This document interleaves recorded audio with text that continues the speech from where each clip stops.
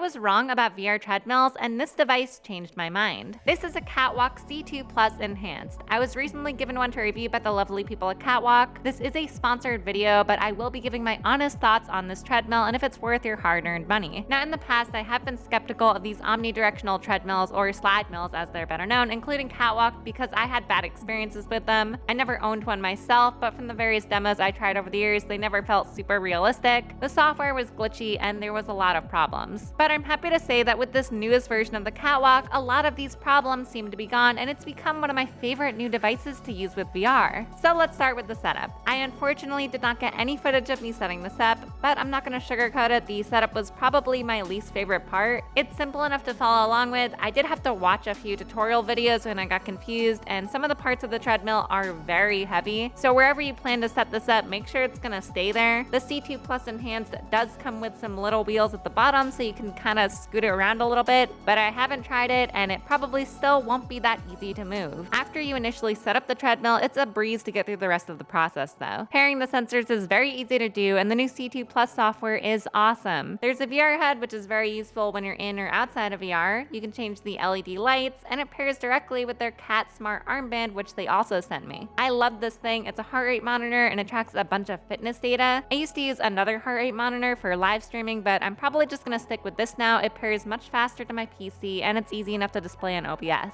This treadmill uses special low friction shoes, so yes, it's not really a motorized treadmill. You are still sliding. We're not at the point where you can get a motorized treadmill for consumers yet. You can adjust the friction of these shoes a bit though, and they come with optional pads to either have more friction for beginners or make them even lower friction so you can run faster. The harness feels good and secure. You can also use this with full body tracking and a haptic feedback suit, but you'll have to kind of maneuver around the second strap a bit to make it fit well. But here's the question I know a lot of you are wondering: does this feel like you're actually running? Is it worth it if you just want more immersion in games? I would say yes. I felt more immersed playing with this.